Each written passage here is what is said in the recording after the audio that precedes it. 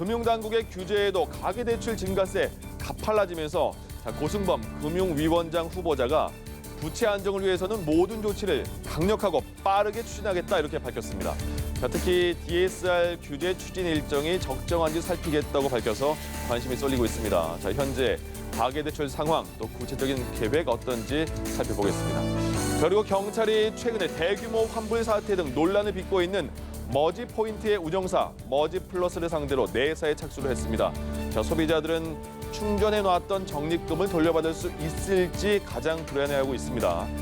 선불 충전금 시장은 계속 커지고 있는데 관련 규정은 여전히 미비하다는 지적이 나오고 있습니다. 관련 내용도 살펴보죠. 경제 읽기 브리핑이었습니다.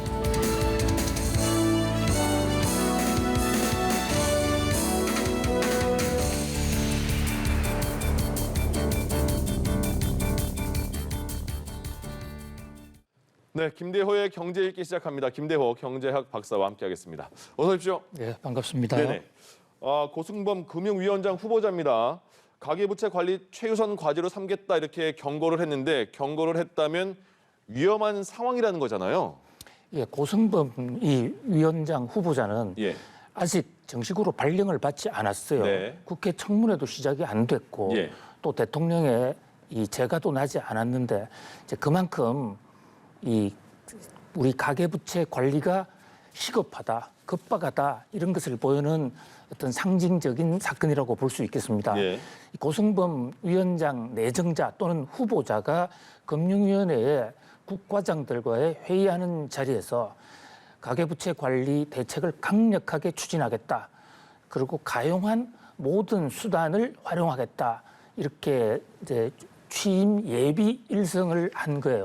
네. 일각에서는 국회 청문회도 끝나지 않았는데 저런 얘기를 하는 것은 좀 적절하지 않다. 국회를 무시하는 거다. 이런 지적이 있을 수가 있지만 그러네요. 어쨌든 이제 고승범 위원장 후보자 입장에서는 만약에 자기가 된다면 가계부채 하나만은 확실히 잡겠다.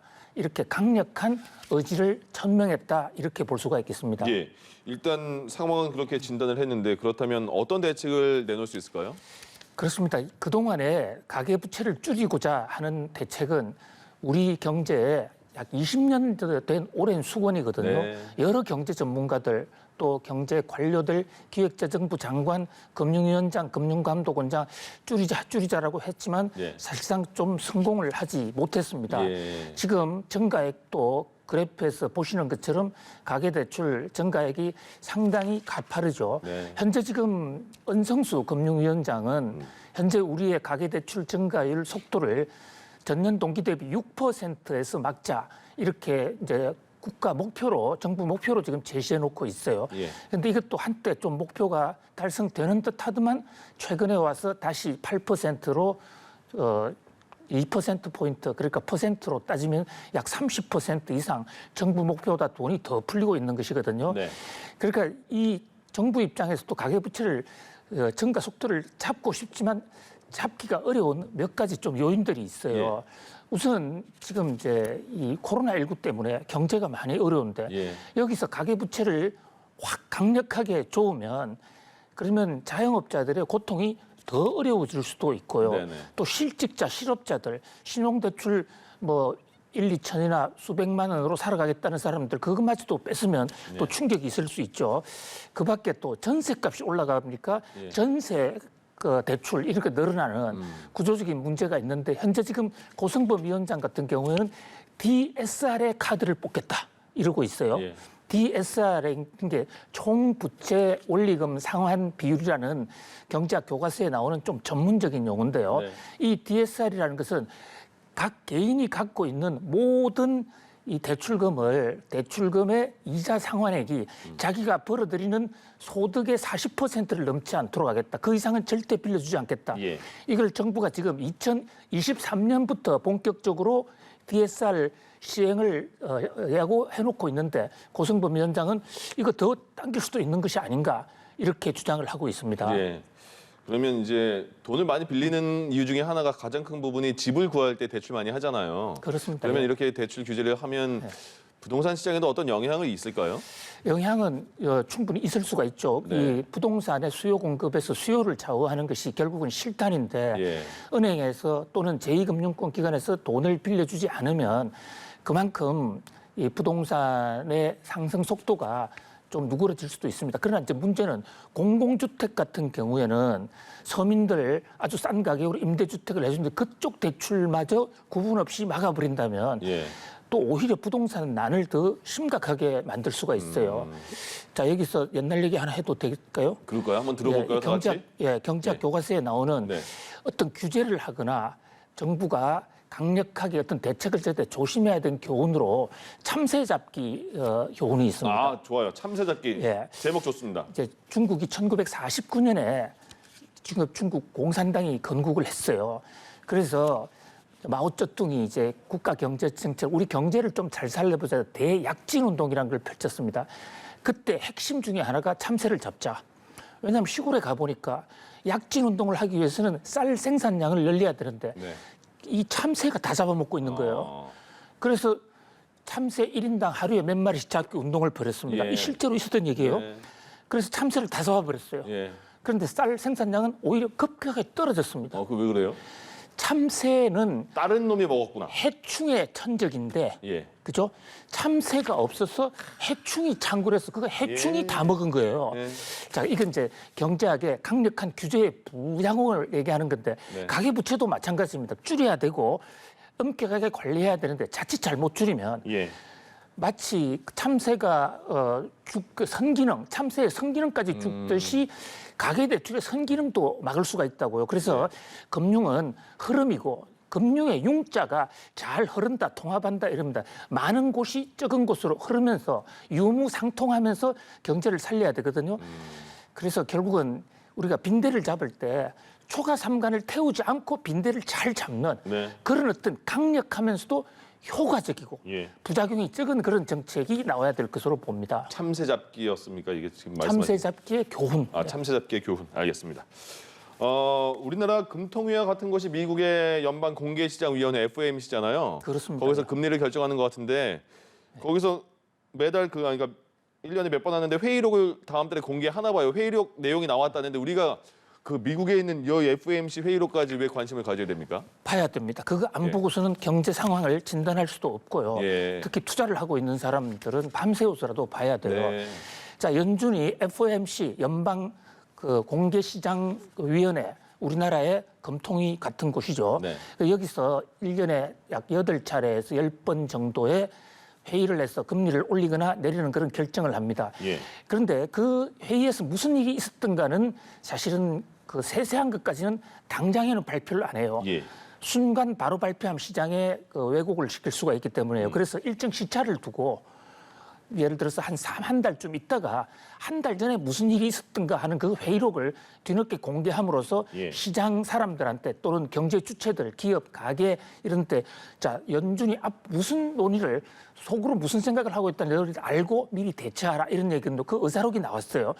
그런데 우리가 여러 번 우리 앵커님하고 김민구 앵커님 얘기했지 않습니까? 테이퍼링을 언제 하느냐. 네. 자, 연준이 테이퍼링을 논의할지 말지를 논의한 적도 있었고 예, 맞아요. 굉장히 복잡하게 했죠. 근데 드디어 이제 연준이 7월 금통위에서 한 달 전 7월 금통위에서 테이퍼링을 하자라는 쪽에 무게 중심을 둔 논의를 했다는 사실이 지금 방금 연준 뒤늦게 공개된 연준 회의록에 그게 나타난 거예요. 언제 안 되는지 아직 모르고요. 올해 내로 하는 쪽에 무게 중심이 들어가 있어요. 예. 올해 하는 것이 적절하다까지는 아닌데 적절할 수 있다. 항상 그런 식이네요. 말이. 그렇죠. 그건 단정적으로 하면 그 그렇죠. 금융시장을 혼란을 주기 네. 때문에 이 정도의 얘기를 하면 올해 한다라고 그래요? 해석을 해도 돼요. 예. 그러니까 올해 이제 테이퍼링을 한다. 드디어 테이퍼링을 한다. 테이퍼링이 뭡니까? 한마디로 축소하는 거죠. 자산 푼 거 이게 조금씩 예. 줄이는 거. 테이프란 말이 예. 줄인다는 말입니다. 예. 그런데 이 뭐를 줄이느냐? 네. 지금 연준은 코로나 팬데믹 이후에 시중의 경제가 안 좋으니까 네. 돈을 풉니다. 돈을 풀고 있어요. 그것을 푸는 것을 이제 그 경제 용어로 양적 완화해서 예. 퀀티티티브 이지니스 QE라고 그럽니다. 막 돈을 풀어요. 돈을 푸는 방식이 채권을 사들이면서 돈을 푸니까 일종에서는 자산 매입이라고 그러는데 자산 매입 규모를 줄이는데 이게 무슨 이 금리하고 무슨 관계냐 이게 잘 연결이 안 돼요. 네. 한마디로 쉽게 얘기하면 돈 푸는 규모를 좀 줄이겠다 이겁니다.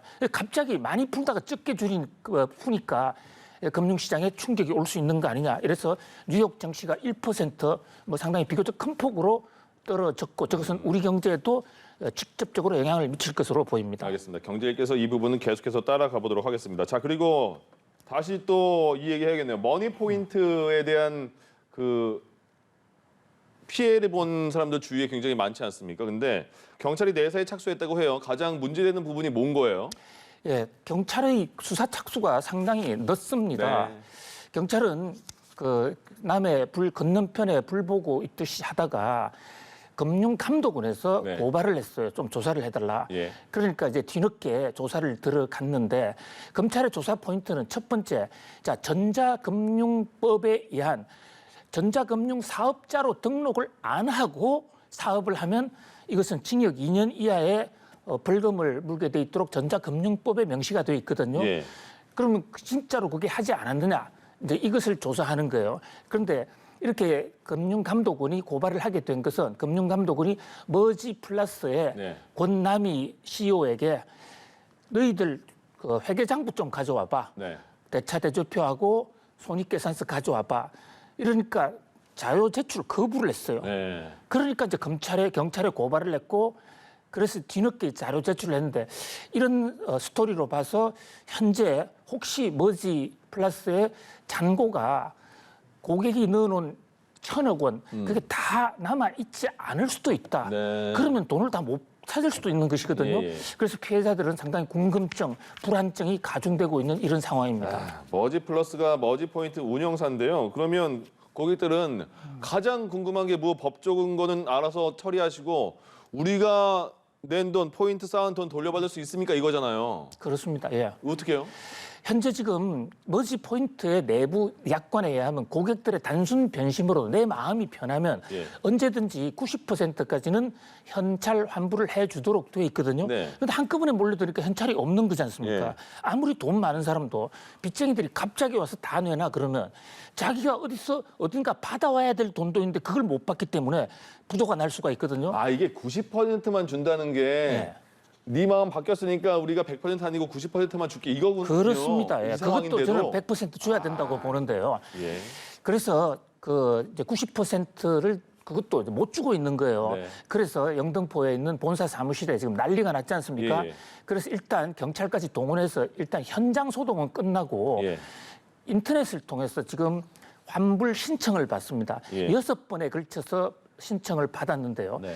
몇 명이 신청을 했는지 또 환불 신청에 대해서 얼마가 나갔는지 이것을 회사에서 공표를 하지 않고 있고 예. 공표를 하지 않으면 저것을 감독 기구가 없기 때문에 지금 법에 근거하지 않았기 때문에 금융감독원에서도 어떻게 돌아가고 있는지를 현재의 진행 상태를 전혀 알 수 없는 그런 깜깜이 국면이 계속되고 있습니다. 아, 너무 답답할 것 같은데요. 이렇게 이게 선불 충전해서 그러니까 20%를 추가로 해주겠다 그래서 8만 원어치 충전하면 10만 원어치 살 수 있는 뭐 이 정도잖아요. 그 머니 포인트가요. 그렇습니다. 예. 근데 이렇게 선불 충전해서 쓰는 그 경우가 다른 것도 있을 텐데요. 다른 것도 이렇게 머지 포인트처럼 갑자기 무너지면 어떡하지라는 걱정 많이 할 것 같아요. 이런 뭐 대책이 있어야 되지 않을까요? 아직 머니 플러스가 무너진 게 아니기 때문에 아, 그렇긴 그렇죠. 무너졌다고 우리 전제하면 안 예. 됩니다. 아직도 저 회사 내막으로 잘 모른다는 것이지. 맞아요. 안 무너졌어야지 돈도 잘 받을 수 있고. 예, 안 무너졌길 바라고 네. 내부적으로 든든하게 자본금을 비축하고 있기를 바랍니다. 그런데 이제 지금 지적하신 대로 무너질 수도 있는 그런 가능성이 여러 군데에 있기 때문에요. 네. 선불 충전을 돈을 받았습니다. 예. 그런데 먹튀를 할 수도 있는 것이고 네. 먹튀를 하지 않아도 자금 관리를 하다 보면 돈이 부족해서 못 주는 수도 있지 않습니까? 지금 우리 국민들이 선불 충전금으로 돈을 쌓아놓은 금액이 2조 한 3천억 정도 돼요. 네. 그런데 그게 관리가 안 됩니다. 어. 그렇기 때문에 지금 선불 충전하는 데는 뭐 네이버 페이도 있고 카카오 페이도 있고 그런 큰 기관부터 시작해가지고 그렇죠. 적은 기관까지 많은데 특히 이번처럼 이 머지 이 플러스 머지 플러스 같은 경우는 20%나 싸게 해주지 않습니까? 예. 그러면 잘 좀 생각을 해보실 필요가 있는 거예요. 어떤 생각해야 돼요? 자, 100만 원을 사는데 이걸 80만 원 해주고 20%나 깎아준다? 예. 그럼 그 이득이 어디 나오지? 혹시 그럼 내한테 20%를 깎아주면 회사가 어려워서 망할 수도 있지 않을까? 그러니까 과대한 혜택이 있으면 그 혜택이 어디서 나올까는 그걸 구조를 생각해 봐야 되는데 박사님 여기서 이건 뭐지 한번 해주셔야 되는데. 예, 공짜니까 이건 뭐지 하고 무조건 저 다- 얼마나 기다렸는데요 그 말씀을. 예. 그래서 이게 폰지 사기죠. 그 미국에 100년 전에 있었던 이름도 또 확률이 같아요. 하나는 머지고 하나는 폰지예요. 이 폰지 사기라는 것은 뒤늦게 들어오는 가입자가 계속 늘어가면 그 뒤늦게 들어오는 사람의 돈으로 메꿔 갈 수 있거든요. 예.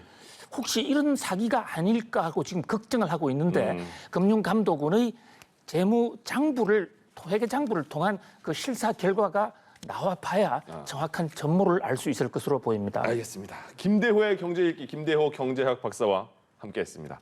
고맙습니다. 감사합니다.